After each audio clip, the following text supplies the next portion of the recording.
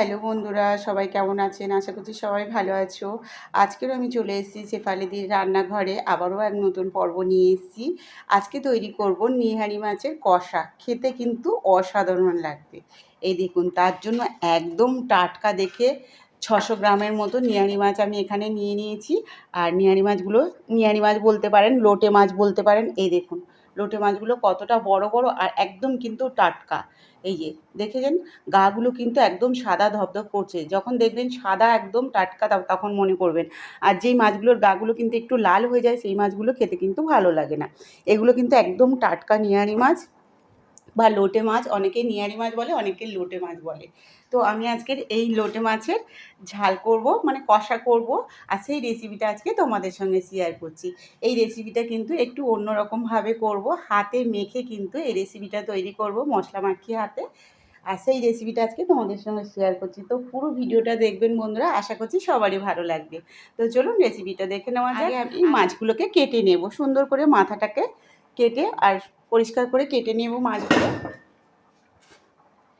এই দেখুন বন্ধুরা, এটা কিন্তু কোনো বটি টটি লাগবে না, হাতের সাহায্যেই কিন্তু কাটা হয়ে যাবে।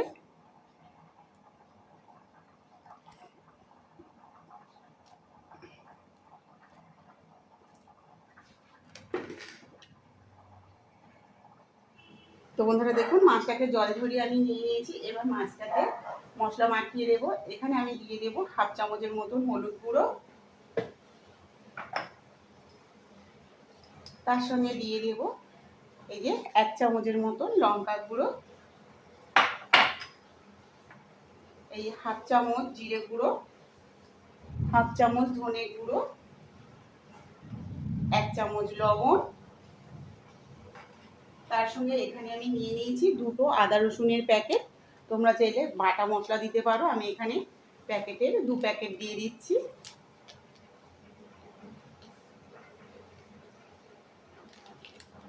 আদা রসুনের পেস্ট 2টো প্যাকেট মানে 4 চামচের মতন হবে। এটা কিন্তু একটু আদা রসুন বেশি দিলে এই লোটে মাছের মশলাটা এটা খেতে বেশি সুন্দর লাগে।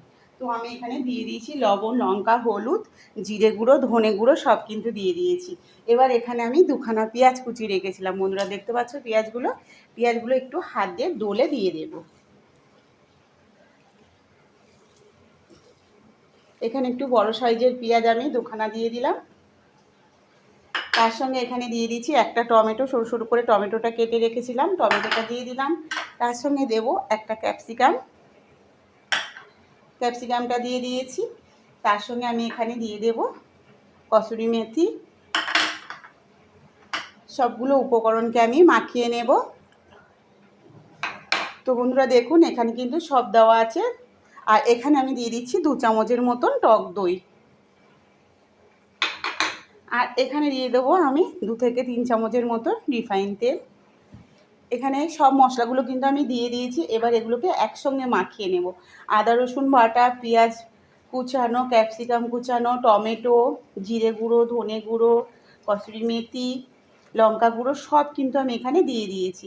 দিয়ে ভালো করে এই লোটে মাছটাকে মাখিয়ে নেব। বন্ধুরা দেখুন, আমি গ্যাস ধরিয়ে দিয়েছি আর গ্যাসের উপরে একটা কড়া বসিয়ে দিয়েছি। আর কড়াতে দিয়ে দেবো এখানে তেল। 50 গ্রামের মতন তেল আমি এখানে দিয়ে দিলাম। তেলটা দিয়ে একটু ভালো করে নাড়াচাড়া করে নেব।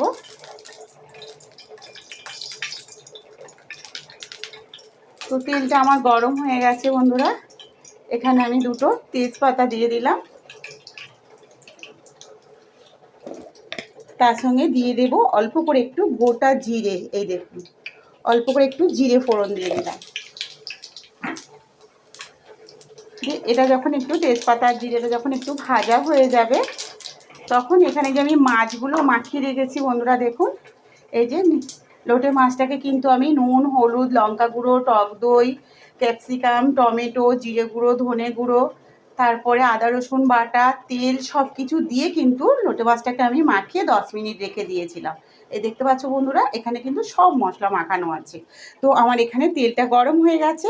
এবার এখানে আমি এই মাছগুলোকে দিয়ে দেবো। আস্তে আস্তে করে মাছটাকে কিন্তু নেড়ে দিতে হবে।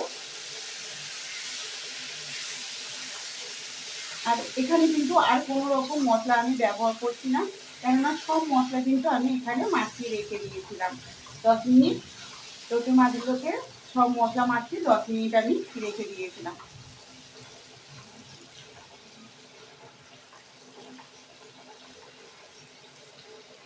এখানে কিন্তু একটা টমেটো কুচি দিয়েছিলাম আর একটা ক্যাপসিকাম কেটে দিয়েছি সরু সরু করে দেওয়ার জন্য। দেখুন লাল আর সবুজের কম্বিনেশনটা কিন্তু খুব সুন্দর লাগছে। ক্যাপসিকামটা সবুজ সরু সরু আর হচ্ছে টমেটোটা কিন্তু লাল লাল একদম পাতলা পাতলা করে কেটে দিয়েছি দেওয়ার জন্য। দেখুন তরকারিটা কতটা সুন্দর লাগছে দেখুন বন্ধুরা। তো এইভাবে লোটে মাছের মশলা কারি একদিন বানিয়ে খেয়ে দেখুন বন্ধুরা, আশা করছি সবারই ভালো লাগবে।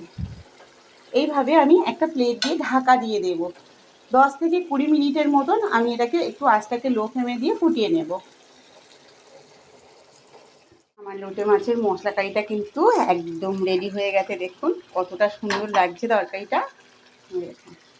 আর একটাও মাছ কিন্তু ভাঙেনি, একদম গোটা গোটা আছে। দেখুন হাতে মেখে মশলা কারি হয়েছে লোটে মাছে। একটা অসাধারণ রেসিপি বন্ধুরা, অবশ্যই বাড়িতে একবার ট্রাই করবেন। আশা করছি সবারই ভালো লাগবে। এই দেখুন হালকা করে একটু আমি নেড়ে দেব।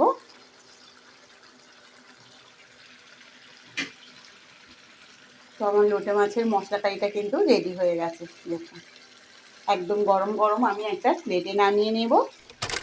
বন্ধুরা দেখুন আজকের আমার লোটে মাছের মশলা কারি একদম হাতে মেখে লোটে মাছের মশলা কারি তৈরি করেছি একদম ইউনিক পদ্ধতিতে।